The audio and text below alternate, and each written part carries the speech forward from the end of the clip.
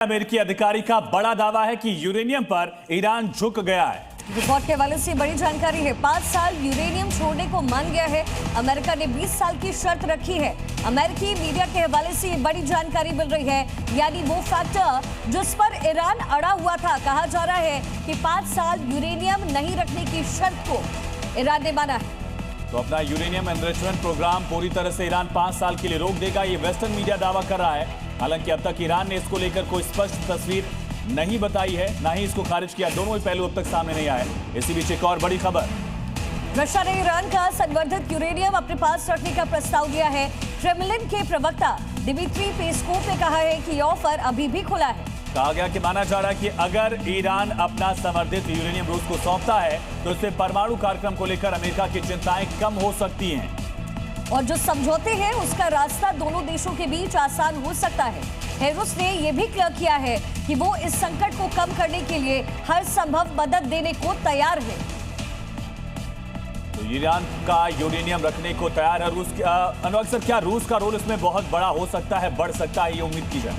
बिल्कुल, रूस का बहुत ज़्यादा रोल इसमें देखने को लगता है, क्योंकि जो ट्रस्ट डिफेक्ट है अमेरिका और ईरान के बीच में, तो अगर कोई थर्ड पार्टी ऐसी आती है जिसके ऊपर दोनों विश्वास कर सकें, तो डेफिनेटली एक रूस का बहुत बड़ा महत्वपूर्ण रोल इसके अंदर आएगा। उनके पास कैपेबिलिटीज़ हैं यूरेनियम को सुरक्षित रखने के लिए और आने वाले समय में उसको एक्सटेंड करने के लिए, किसी गलत चीज़ों के हाथ में ना पड़ने के लिए, तो सुरक्षित रखने के लिए काफ़ी ज़्यादा लेकिन अनुराग सर, जिस तरीके से ईरान अब तक एक्ट करता रहे, क्या आपको वाकई लगता है कि वो इस पूरे प्रोग्राम को रोकने के लिए माना होगा 5 साल के लिए? सही, बिल्कुल मुझे ऐसा लगता है, क्योंकि अगर आप युद्ध से पहले देखें तो 2 दौर की बातचीत ऑलरेडी हो चुकी थी, जिसके अंदर ईरान ऑलरेडी वो एग्री था। वो ऑलरेडी एग्री कर रहा था कि वो IEAT के अंडर अपने सारे प्रोग्राम डालने को तैयार था वो, लेकिन इसके बीच में अटैक हो गया और ये सारी सिचुएशन चेंज हो गई। लेकिन जैसा मैं समझता हूँ, ईरान तो पहले से ही तैयार था अपने यूरेनियम को इंटरनेशनल कानून के अंदर लागू करने के लिए।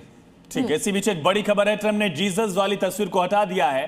विवाद हुआ, विवाद के बाद डोनाल्ड ट्रंप ने ये तस्वीर हटाई है। एक बड़ा पहलू यहां पर दिख रहा है। अच्छा, डोनाल्ड ट्रंप की तरफ से यहां पर स्टेटमेंट और क्लैरिफिकेशन दिया गया है कि खुद को जीसस मैंने नहीं दिखाया, खुद को डॉक्टर के तौर पर मैंने दिखाया है।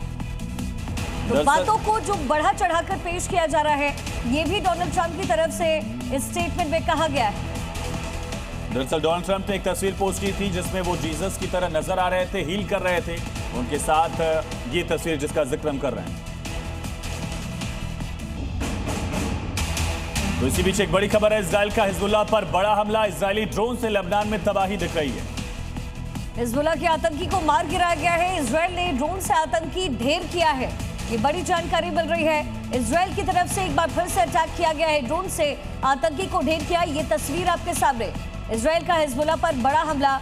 एक तरफ वॉर रोकने की कोशिश हो रही है, वहीं दूसरी तरफ इजराइल हिजबुल्लाह को टारगेट करता नहीं थक रहा है। लेबनान पर भी इजराइल की तरफ से जबरदस्त अटैक्स किए जा रहे हैं। तो तस्वीर आप देखिए किस तरह से ये हिजबुल्लाह का आतंकी भाग रहा था, इसको ड्रोन से खत्म किया गया। इसी बीच बड़ी खबर है, ईरानी एम्बेसी का ट्रंप पर तंज। जिम्बाब्वे की ईरानी एम्बेसी ने एक पोस्ट किया है।